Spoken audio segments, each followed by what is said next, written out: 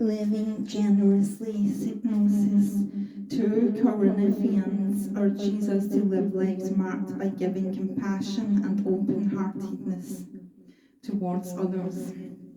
2 Corinthians 9 to 10, roughly 1 year after his first letter to the church in Corinth, Paul writes again to this community of believers. The city is a thriving metropolis,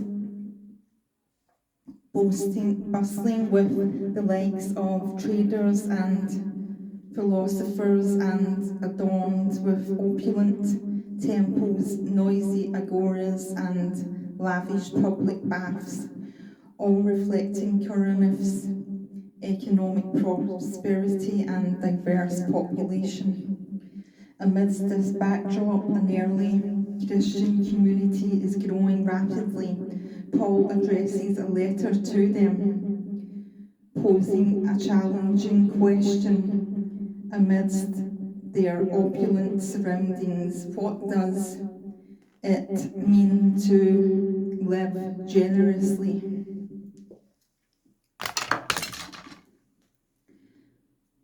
For Paul, being generous with each other is a natural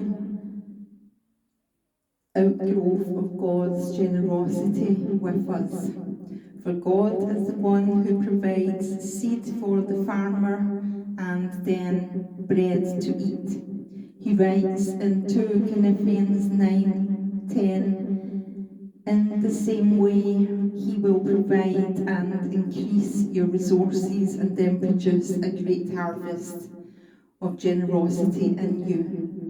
God is ultimate creator, made all things and set the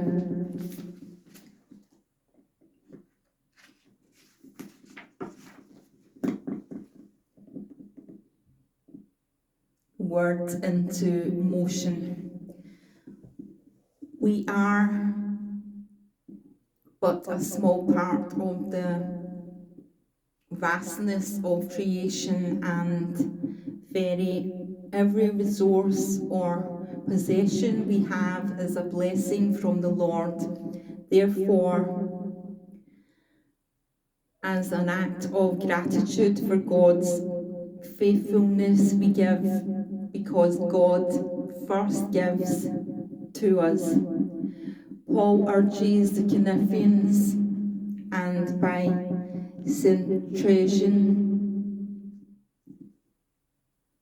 extension, us to give freely and eagerly, assuring them that God will provide absolutely so they can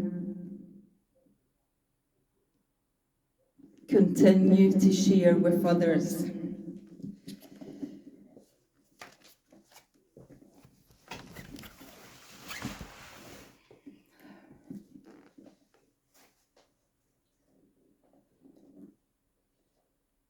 Two Corinthians 4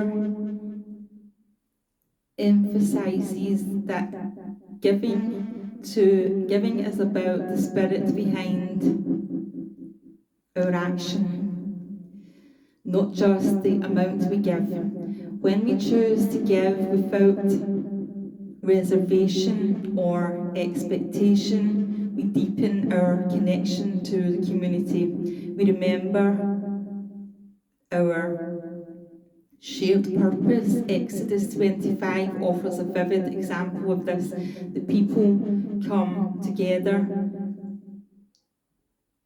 pooling resources to construct the tabernacle as God's dwelling place. The tabernacle is for all people, and so everyone has a role to play in its establishment. We might think of generosity as a river flowing through a community. It nourishes everything it touches. Through acts of giving, we cultivate a richer, more inclusive world.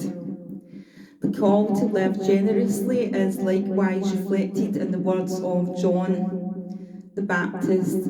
If you have 2 shirts, give one to the poor.